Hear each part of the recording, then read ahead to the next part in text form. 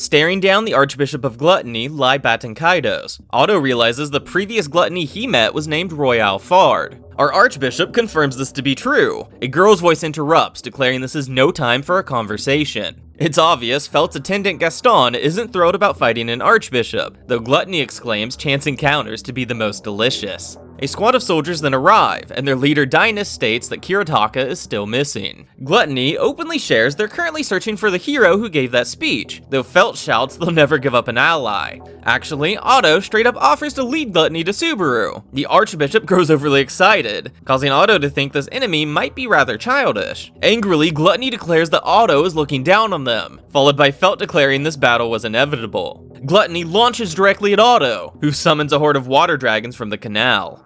Wilhelm bluntly reveals the unknown swordswoman to be his dead wife Teresa. Unable to respond, Garfield is stunned again, as apparently these corpse soldiers are significantly weaker than their former living counterparts. Looking ahead, they see their targets, with lust taking on the body of a floating formless monstrosity. Momentarily reflecting on their reasons for fighting, the ground shatters as they dash forward. Wilhelm immediately clashes with the woman and skillfully knocks her hood back, revealing the young face of his deceased love. With his initial attack blocked, Garfield switches to a chaotic flurry, using his claws, hands, feet, and fangs in an attempt to keep up with 8-armed Kurgan. Even though his opponent is bleeding, Garfield begins to doubt himself, and takes a big hit before being pummeled into the ground. A counterattack knocks away Kurgan's robe, and upon witnessing the sheer terror standing before him, Garfield's fighting spirit completely breaks. However, that doesn't matter because his friends are counting on him, so Garfield unleashes a massive magic-filled punch. It's effortlessly blocked, instantly depleting his fake confidence. Wilhelm screams, just as Garfield and Kurgan are both consumed by the formless monstrosity, which turns out not to be lust, but a giant floating blob of blood. Ricardo asks what's bothering Julius, and after some prodding, we learn his gloomy attitude is due to his previous encounter with Gluttony. With a joke about this knight not wanting to fight a child, we learn that Julius can't help but to feel like Gluttony has already consumed and erased one of their allies. That's not impossible, however Ricardo points out that it doesn't change what they need to do. Wow, Gluttony is excited they brought a puppy for them to eat, and states they always looked up to Ricardo as their fearless leader. Now understanding Julius's unease, Ricardo declares he's going all out from the start. Julius opens with his strongest magic, El Clauseria, while at the same time Ricardo closes in with his sword. But in that moment, Gluttony proclaims, "What a wonderful brother you are."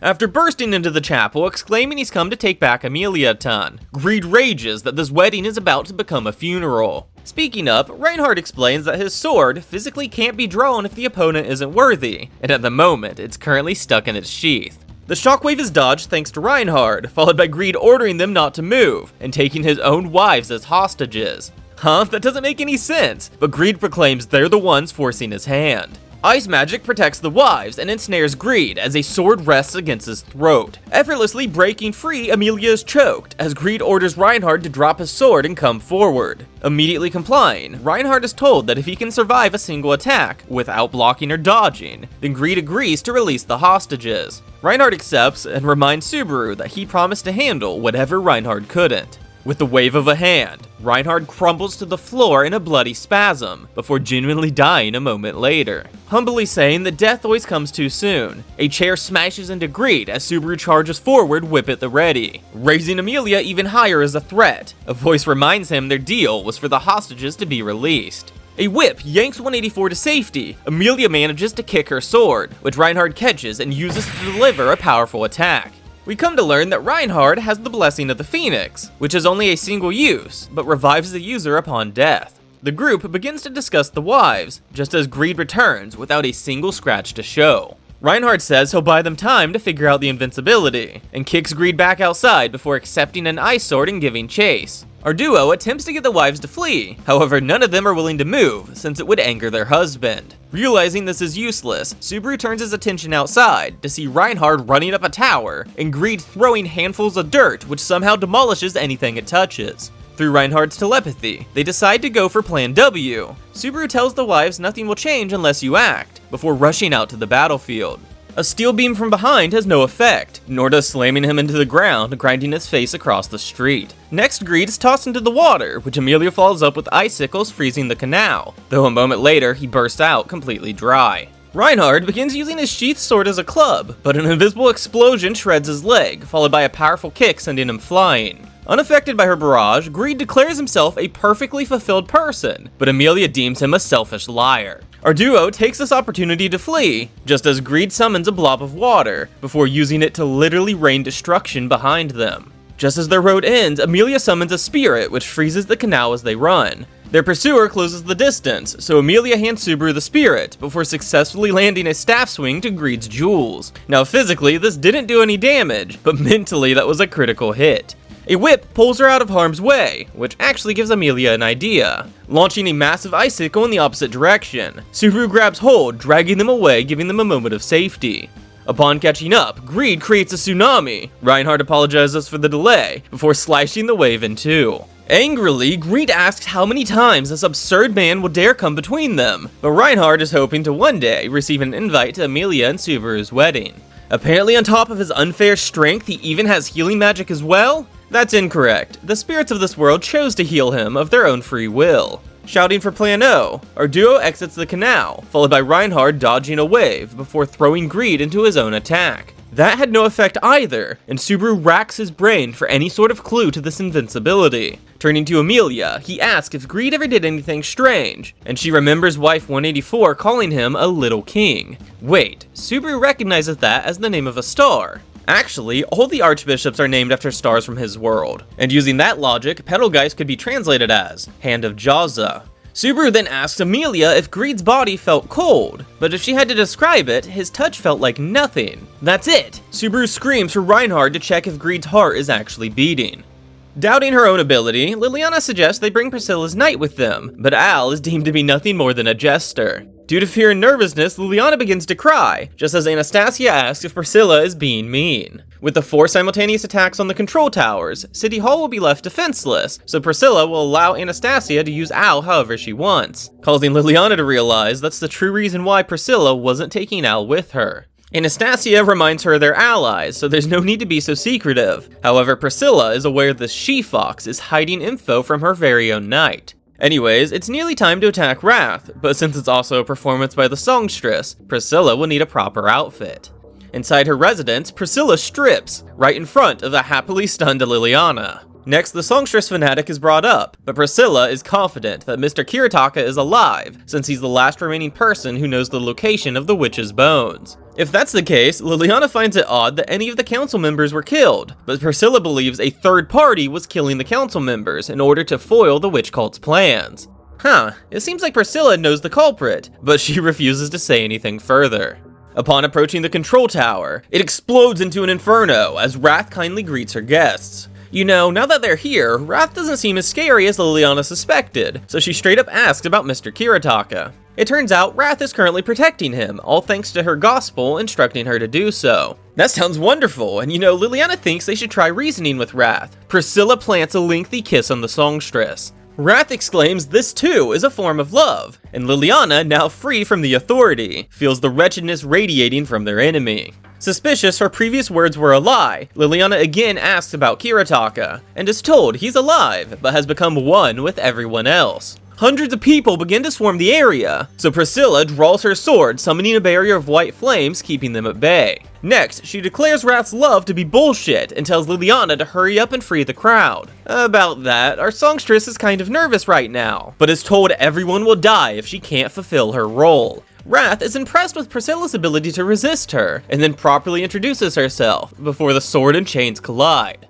Getting as close to the crowd as she can, the flames leap out and engulf Liliana. The pain is almost too hot to describe. However, she's not being burned, as these white flames only burn what Priscilla allows. Even so, the crowd is out of reach, so she gives up, allowing despair to consume her.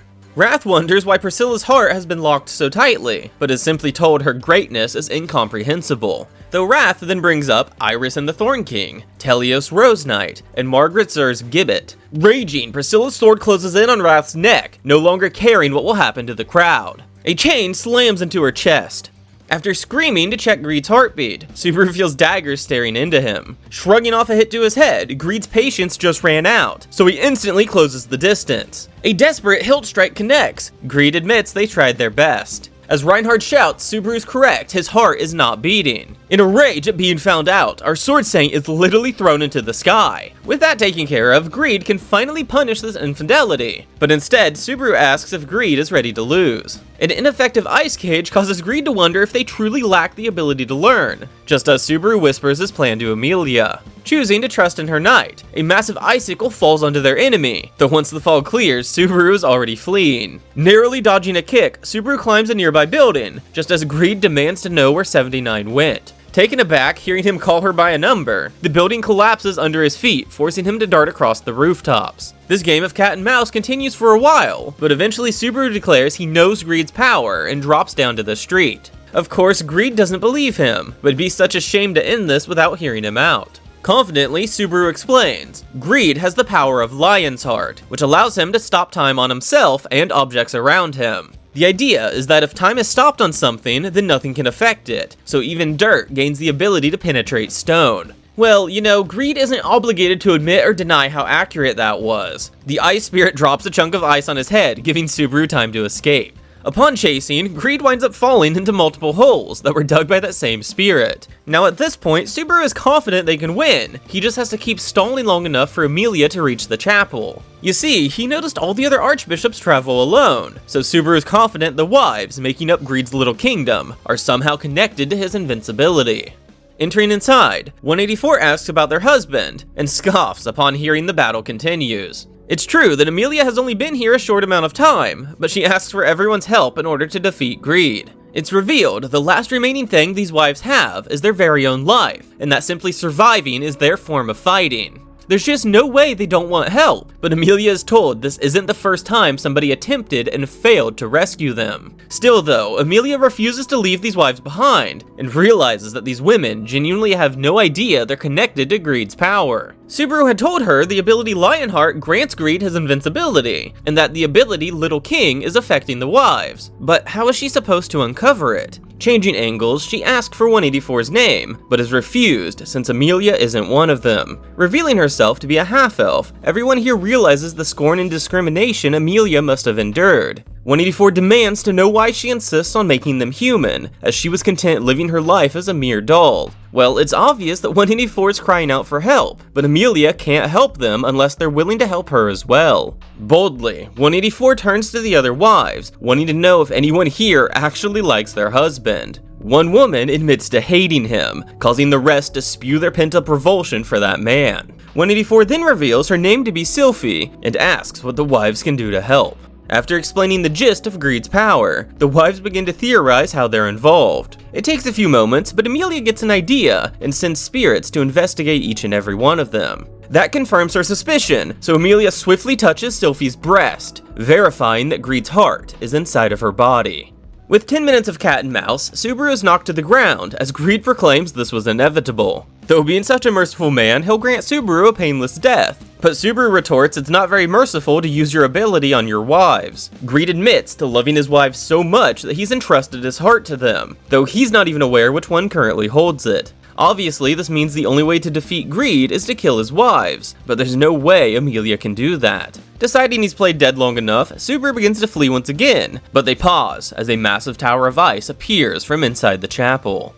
In the midst of panic and rage, Sylphie picks up a piece of broken glass, proclaiming she can stop his heart by stopping her own. Amelia pleads they'll find another way, but Sylphie explains that Greed never physically touched them, so they at least still owned their bodies, but even that was defiled without them knowing. It's safe to assume his heart will simply move upon her death, so each and every wife grabs a shard of glass following her lead. Amelia screams to wait, but Sylphie calmly says it's the only way. It's not that Amelia has another solution, it's that she won't force them to do it themselves. With a heartfelt thank you, the chapel magically freezes. Liliana cries out, but Priscilla reassures her everything is fine. One of the jewels in her necklace breaks, causing Wrath to state that Priscilla's necklace took the damage in her place. Thinking back to what caused Priscilla to rage, Liliana recognizes the names Wrath spoke of to be old famous stories. Wrath states her power causes everyone to become one, which is the truest possible form of love. Liliana deems her stupid, as that crowd is absolutely disgusting. You know, she should just shut up and listen, because music is the best way to share one's feelings. A change streaks for the songstress, but Priscilla won't allow it. This wrath is the gift her husband gave her, causing Priscilla to reveal she's had 8 husbands, all of which gave her numerous more impressive gifts. Wrath's rage manifests into an inferno, with Priscilla being caught in the blast, causing her necklace to shatter. Recognizing what must be done, Liliana sprints for the control tower. In response, Priscilla's white flames overtake the building, as she deflects the chains aimed for her ally. Just like before, the heat is unbelievably painful, yet it doesn't actually burn her. Then kicking open the final door, our songstress steps onto the burning stage.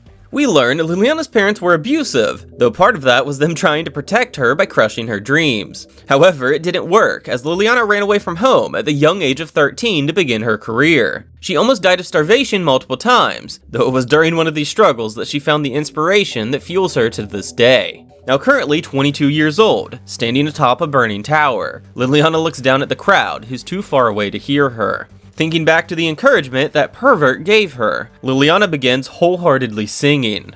Almost immediately, the crowd calms down, giving their full attention to the songstress. All the while, Liliana has no idea her blessing of telepathy is carrying her beautiful song to everyone within sight.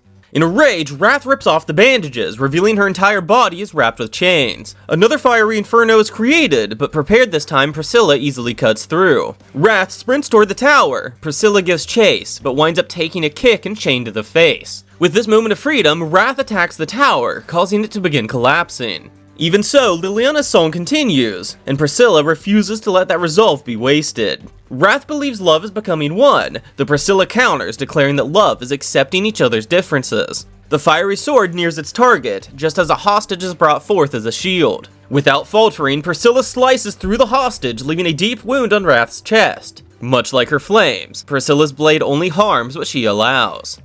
Luckily, our songstress is floating on top of the water. Her voice is too hoarse to yell out for help, and her body too exhausted from the fire to move. Surely that performance will be remembered throughout history, and as such, she can die happy. Kiritaka comes to her rescue, praising her for saving the crowd. You know, Liliana would very much like to speak with him later. That is assuming he doesn't do anything inappropriate, just as she passes out in his arms.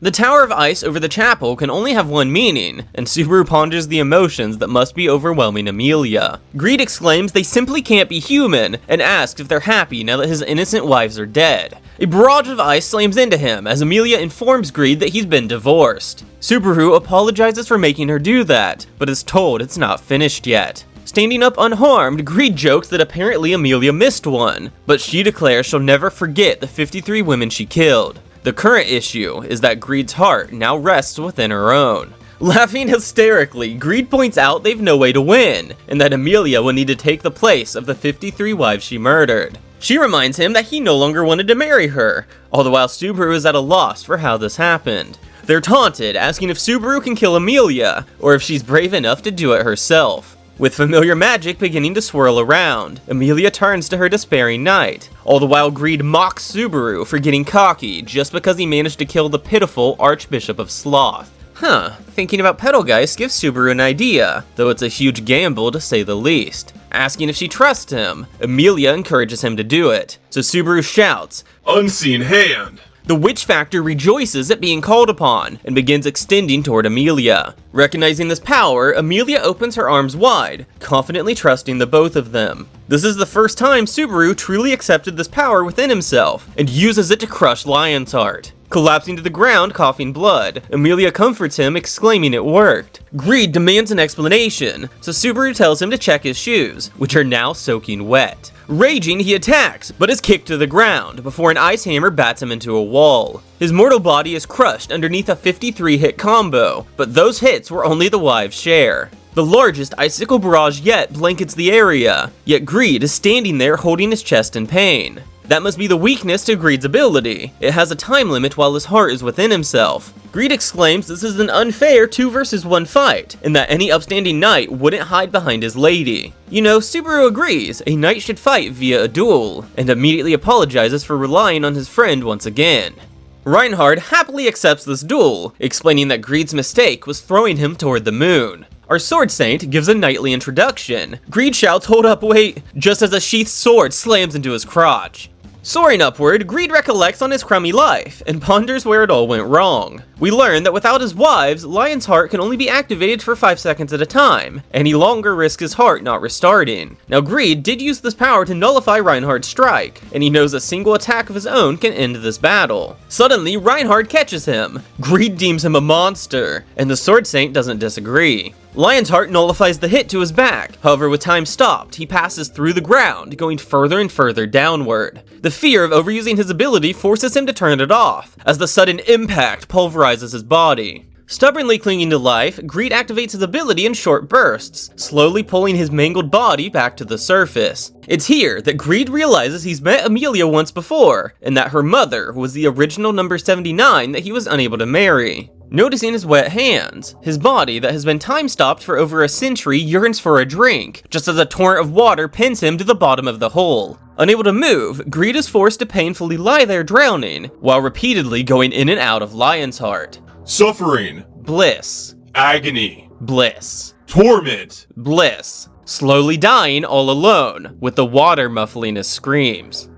On the surface, Amelia gets the vague sense that she's met Greed in the past, however she's unable to pinpoint where it was. Back at the chapel, the ice melts, revealing all 53 wives survived being frozen. Subaru is beyond impressed, though Amelia only thought of this option because she was frozen herself once before. Actually, if it wasn't for him, she'd have frozen herself again, but Subaru really doesn't want 2 sleeping beauties to awaken. Amelia then brings up her worries for the others, but is reminded that Reinhardt is already on his way to help them. Besides, if anyone is to die, Subaru won't hesitate to use Return by Death, just as a sharp pain erupts within his chest, feeling the exact same way as it did when Sloth's witch factor entered his body. Forcing her way into the room, Lust mocks that Ferris was left behind, before commenting that Krush lost to the blood. Weakly wielding a sword, Ferris demands to know how to heal her, but instead Lust wonders how much time Ferris has spent changing his body. Lust then transforms into a familiar face, walking up to the sword point telling him to kill her. With nervously shaking hands, Ferris stabs, causing her to collapse to the floor in pain. However, her act isn't being believed. A flower pins Ferris to the wall, followed by her offering to give him a woman's body if he'd like that. All Ferris wants is Lady Krush healed. An explosion frees him as another burns her face. It turns out Anastasia was disguised as Krush, though Lust doesn't think either of them are strong enough to fight her. That's fair, but Anastasia states they just need some space. Boards break, causing Lust to fall 3 stories, splattering on the basement floor. Gosh, that was so much fun, Lust can't wait to get back upstairs. But a man's voice declares she won't be leaving.